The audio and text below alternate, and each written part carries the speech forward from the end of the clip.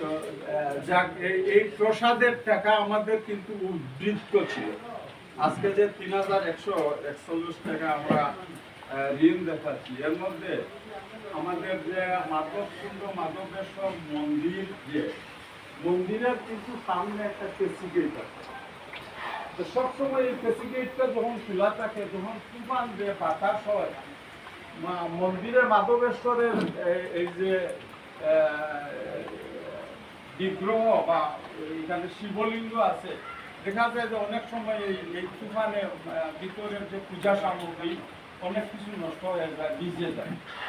এই ব্যাপারে আমি ধন্যবাদ জানাই আমাদের এই কমিটির সহসভাপতি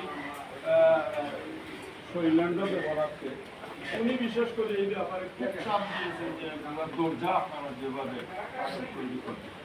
এই দরজার ব্যাপারে আমি এবং আমার সহ সম্পাদক জলালবাবু সহ আজকে এখানে দেখি, আর আমি আমাদের এই দরজার মিস্ত্রি নিবলু দত্ত উপস্থিত আছেন।